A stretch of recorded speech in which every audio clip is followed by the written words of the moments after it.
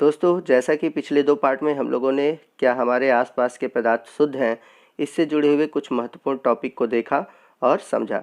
आने वाले वीडियो में हम कुछ और भी टॉपिक हैं जो कि आपके एग्ज़ाम के पॉइंट ऑफ व्यू से मोस्ट इम्पॉर्टेंट हैं और आपके एनसीईआरटी बुक में दिए हुए हैं, तो उन सभी टॉपिक को देखेंगे।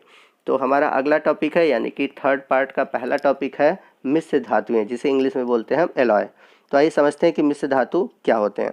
अब आपके दिमाग में आ रहा होगा कि इस चैप्टर में मिश्र धातु क्यों दिया गया है, क्योंकि हम सभी जानते हैं कि हमें पढ़ना है क्या हमारे आसपास के पदार्थ शुद्ध हैं, और उसकी हम लोगों ने 2 कैटेगरी पढ़ी थी, शुद्ध और अशुद्ध। ठीक है, और अशुद्ध में हम लोगों ने पढ़ा था मिश्रण। तो जो मिश्र धातुएँ होती हैं वो आती हैं मिश्रण में। ठीक है, तो मिश्र धातु की अगर हम बात करें तो पहले मैं आपको एग्जाम्पल के थ्रू समझाऊंगा। तो सबसे अच्छा एग्जाम्पल हम लेते हैं पीतल की। तो पीतल हम सभी जानते हैं कि जस्ता और तांबे से मिलकर बना है, यानी कि जो पीतल है, पीतल में 30% होता है जस्ता यानी कि जिंक Zn, और तांबा Cu 70% तांबा होता है। तो जब 2 या 2 से अधिक धातुओं को समान रूप से मिलाया जाता है तो जो नया धातु बनता है ऐसे धातुओं को हम बोलते हैं मिश्र धातु। जैसे अगर हम पीतल की बात करें तो ये जस्ता और तांबे से मिलाकर बनाया हुआ है। तो इस प्रकार से हम कह सकते हैं कि मिश्र धातुएं ऐसे पदार्थ हैं जो कि धातुओं के समांगी मिश्रण होते हैं, जिन्हें हम भौतिक क्रिया द्वारा अवयवों में पृथक नहीं कर सकते। यानी कि जो मिश्र धातुएं होती हैं वे समांगी मिश्रण होती है, और हम अगर चाहें तो इसे भौतिक क्रिया द्वारा पृथक यानी कि अलग नहीं कर सकते। हाँ, रासायनिक प्रक्रिया द्वारा इन्हें हम अलग कर सकते हैं।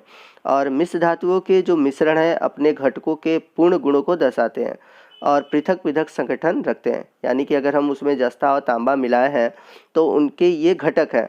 अब ये जो घटक हैं जस्ता और तांबा अपने गुणों को दर्शाते हैं। ठीक है, यानी कि अगर पीतल में जस्ता और तांबा है तो इनके गुण पृथक पृथक होंगे। ठीक है, नेक्स्ट हम बात करते हैं, बहुत ही इंपॉर्टेंट टॉपिक है निलंबन, जिससे कि एग्जाम में क्वेश्चन कई बार पूछा गया है। तो निलंबन को इंग्लिश में बोलते हैं हम सस्पेंडेड।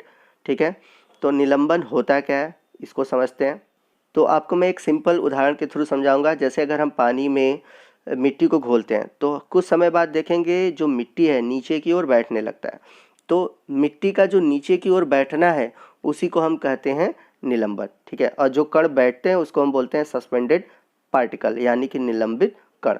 तो निलंबन एक विषमांगी मिश्रण है। ध्यान रखिएगा ये विषमांगी है, क्योंकि विषमांगी मिश्रण में हम सभी जानते हैं जो अवयव होते हैं अलग अलग दिखाई देते हैं। ठीक है, और समांगी में जो अवयव होते हैं वो आपको एक साथ रहेंगे, वो अलग अलग दिखाई नहीं देंगे। लेकिन जो विषमांगी होते हैं उसमें जो कण होते हैं आपको अलग अलग दिखाई देंगे। जैसे पानी में अगर हम लोगों ने बालू डाला या मिट्टी डाला तो बालू या मिट्टी के कण आपको अलग अलग दिखाई देते हैं। तो निलंबन क्या है? निलंबन एक विषमांगी है। क्यों? क्योंकि अगर हम मिट्टी को डाल रहे हैं तो मिट्टी आपको अलग अलग दिखाई देगा, नीचे की ओर बैठ जाएगा, और जब मिट्टी नीचे की ओर बैठेगा वही कहलाता है निलंबन। तो निलंबन एक विषमांगी मिश्रण है जिसमें विलेय पदार्थ के कण घुलते नहीं हैं बल्कि माध्यम में निलंबित रहते हैं। निलंबित रहते हैं मतलब नीचे बैठ जाते हैं। इसमें निलंबित कणों को हम आँखों से देख सकते हैं। तो जब भी कण नीचे की ओर बैठता है तो हम उसे क्या कर सकते हैं? देख सकते हैं। इसे शांत छोड़ देने के कारण नीचे बैठ जाते हैं, अर्थात निलंबन अस्थायी होता है। ठीक है, तो याद रखिएगा जो निलंबन की प्रक्रिया होती है वो अस्थायी होती है। क्यों अस्थायी होती है? क्योंकि जब हम इसे शांत छोड़ देते हैं तो इसके जो कण होते हैं वो नीचे की ओर बैठ जाते हैं। अगर स्थायी रहता तो इसके कण बैठते नहीं, इसके कण क्या होते हैं? पानी में घुल जाते हैं। जैसे अगर हम चीनी को पानी में डालते हैं तो चीनी के कण क्या होते हैं? पानी में पूरी तरह से घुल जाते हैं। ठीक, तो उसे हम स्थायी बोलते हैं। लेकिन जब कण नीचे की ओर बैठ गया तो वो क्या कहलाएगा? अस्थायी। आइए निलंबन के उदाहरण को समझते हैं। तो जैसा कि मैंने अभी आपको उदाहरण बताया था, मिट्टी और पानी का घोल। तो मिट्टी और पानी का घोल निलंबन का सबसे अच्छा उदाहरण है, और इसकी एक बहुत अच्छी क्वालिटी ये है कि छानन विधि द्वारा, ये क्वेश्चन पूछा हुआ है मैं आपको बताऊंगा, छानन विधि द्वारा जो निलंबन के कण हैं उनको मिश्रण से अलग किया जा सकता है। यानी कि अगर हम चाहें तो पानी और मिट्टी जो है, मिट्टी को छानकर अलग कर सकते हैं। आइए चलते हैं अगले टॉपिक की ओर, जो कि मोस्ट इंपॉर्टेंट है, और हमारा अगला टॉपिक है कोलाइडी विलयन। ये क्वेश्चन बहुत आपके एग्जाम में पूछा जाता है, तो ध्यान से समझिएगा कि कोलाइडी विलयन क्या है। तो आइए पहले हम समझते हैं कि कोलाइडी विलयन होते क्या है, बाद में इसकी परिभाषा देखेंगे। यदि हम कणों के आकार यानी कि विलयन में जो घुले हुए पदार्थ है उसके आकार के आधार पर देखें तो विलयन 3 प्रकार के होते हैं। पहला होता है वास्तविक विलयन, जिसे इंग्लिश में बोलते हैं ट्रू सॉल्यूशन, और इसके जो कणों का आकार होता है बहुत छोटा है, लगभग 10 की घात -7 सेंटीमीटर होता है, और यदि हम इसके कणों को देखना चाहें विलयन में तो दिखाई नहीं देते। वही बात करें, हमारा दूसरा विलयन है सस्पेंशन, जिसे बोलते हैं हम निलंबन, जैसा कि पीछे हम लोगों ने पढ़ा था। तो इसके कणों का आकार बहुत बड़ा होता है, ठीक है, लगभग इसका होता है 10⁻⁵ सेंटीमीटर, ठीक है। और तीसरा हमारा जो विलयन है वो है कोलाइडल सॉल्यूशन, जिसे हम बोलते हैं कोलाइडी विलयन। तो कोलाइडी विलयन जो है, इसके कणों का आकार होता है 10⁻⁷ सेंटीमीटर से 10⁻⁵ सेंटीमीटर के बीच में। यानी कि आप देख सकते हैं कि जो कोलाइडल विलयन है ये आपके वास्तविक विलयन और निलंबन के बीच की अवस्था होती है।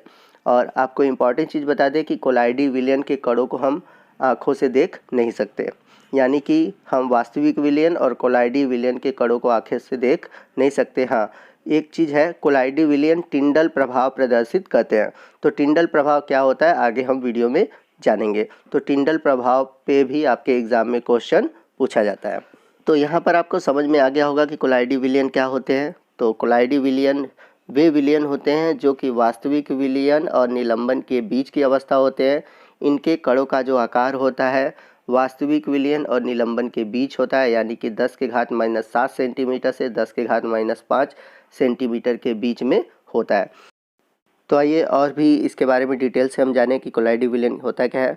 तो निलंबन की अपेक्षा इसके कणों का आकार छोटा होता है और समान रूप से फैले होते हैं। जैसा कि निलंबन में हम लोगों ने देखा कि जो उसके कण होते हैं बड़े होते हैं और नीचे बैठ जाते हैं, लेकिन जो कोलाइडी विलयन है इसके कण निलंबन से छोटे होते हैं और क्या होते हैं, समान रूप से फैले होते हैं, मतलब इसके कण नीचे की ओर बैठते नहीं हैं। जैसा कि मैंने बताया था कि जो कोलाइडी विलयन है वो वास्तविक विलयन की तरह होते हैं। वास्तविक विलयन में जो कण होते हैं पूरी तरह से घुल जाते हैं, लेकिन कोलाइडी विलयन में पूरी तरह से घुलते नहीं हैं। हाँ, समान रूप से फैले जरूर होते हैं। अब होता क्या है कोलाइडी विलयन, तो कैसा विलयन होगा, तो याद रखिएगा जो कोलाइडी विलयन होते हैं ये हमें लगते हैं समांगी की तरह, क्योंकि वास्तविक विलयन हम सभी जानते हैं कैसा होता है, समांगी होता है। यदि पानी में अगर हम चीनी को घोलें हैं तो वो क्या होता है, पूरी तरह से घुल जाता है। तो चीनी और पानी का जो विलयन है वो है समांगी विलयन, ठीक है, यानी कि वो वास्तविक विलयन है। वास्तविक विलयन का एग्जाम्पल है चीनी और पानी, ठीक है, याद रखिएगा। और समांगी क्यों कहते हैं, जो समान रूप से घुल जाए, मैंने पिछले वीडियो में आपको बता रखा है। लेकिन जो कोलाइडी विलयन है दिखता आपका समांगी की तरह है, परंतु ये वास्तविक रूप से विषमांगी होता है। तो याद रखिएगा कोलाइडी विलयन कैसे होते हैं, विषमांगी होते हैं। जैसे कि निलंबन विषमांगी होता है उसी तरह कोलाइडी विलयन भी क्या होते हैं, विषमांगी होते हैं। तो कोलाइडी विलयन आप देखेंगे कि आपके वास्तविक विलयन और निलंबन दोनों से गुण मिलते रहते हैं, ठीक है ना। तो इसीलिए कोलाइडी विलयन को हम वास्तविक विलयन और निलंबन के बीच में रखते हैं। बात करते हैं कोलाइडी विलयन के एग्जाम्पल की, तो दूध, जैम, जेली, ये सभी जो विलयन है ये कोलाइडी विलयन है। तो ये तो हुई परिभाषा हमारे कोलाइडी विलयन की। कोलाइडी विलयन क्या होते हैं, ठीक है, कोलाइडी विलयन विषमांगी होते हैं, याद रखिएगा। अब आते हैं कुछ इनके गुणों की बात करते हैं। जैसा कि मैंने पीछे आपको टिंडल प्रभाव के बारे में बताया था, तो आइए समझते हैं कि टिंडल प्रभाव होता क्या है। तो कोलाइडी कणों, जो कोलाइडी कण होते हैं उनके कणों का जो आकार होता है बहुत छोटा होता है, और छोटे होने के कारण हम इन्हें आँखों से नहीं देख पाते। जैसा कि वास्तविक विलयन में भी हम नहीं देख पाते, तो कोलाइडी विलयन में भी नहीं देख पाते। लेकिन इन कणों पर यदि हम प्रकाश की किरणें डालते हैं तो ये क्या कहते हैं, प्रकाश किरणों को आसानी से फैला देते हैं, ठीक है, और इसके इसी गुण को हम बोलते हैं टिंडल प्रभाव। तो इस प्रकार प्रकाश की किरण का फैलना ही क्या कहलाता है, टिंडल प्रभाव कहलाता है। आइए मैं इमेज के थ्रू आपको समझाता हूँ। जैसा कि आप इमेज में देख सकते हैं कि जब विलयन में प्रकाश को डाला जाता है, मतलब प्रकाश को उसके ऊपर प्रत्यारोपित किया जाता है, तो देखेंगे कि जो प्रकाश है, पहला जो आगे जो बॉटल दिख रहा है वो वास्तविक विलयन है, उसके बाद आपका जो विलयन है वो कोलाइडल विलयन है। तो जब वास्तविक विलयन से लाइट जाती है तो वो पार कर जाती है, ठीक है, लेकिन जब कोलाइडी विलयन से लाइट जाती है तो वो क्या करता है, प्रकाश को फैला देता है। आप देख रहे हैं कि इसमें जो दूसरा वाला बीकर है या कह सकते हैं पात्र है, उसमें लाइट क्या हो गई, फैल गई है। तो लाइट जो फैल गई मतलब प्रकाश का फैलना ही कहलाता है टिंडल प्रभाव। तो ऐसा गुण यानी कि जो टिंडल प्रभाव वाला गुण है न तो वास्तविक विलयन देता है न ही निलंबन देता है, ये कौन देता है, कोलाइडल विलयन देता है। यहाँ पर एक इम्पॉर्टेंट चीज़ और मैं बताऊँगा, ब्राउनी गति, ये भी पूछता है। तो ब्राउनी गति भी कोलाइडी विलयन का एक गुण है। ब्राउनी गति क्या होता है, तो ब्राउन नामक वैज्ञानिक ने इसे खोजा था, इसलिए इसे बोलते हैं ब्राउनी गति। तो ब्राउनी गति में क्या होता है कि जब हम किसी कोलाइडी विलयन पर जब प्रकाश गुजारते हैं तो जो उसके कण होते हैं वो कण क्या होते हैं, इधर उधर घूमते रहते हैं, अनिश्चित दिशा में घूमते रहते हैं। जैसा कि आप कभी देखे होंगे कि जब रोशनदान से प्रकाश आती है तो आप देखते हैं कि धूल के कण इधर उधर घूमते रहते हैं। तो सेम उसी तरह जो कोलाइडी विलयन के जो कण होते हैं वो इधर उधर घूमते रहते हैं।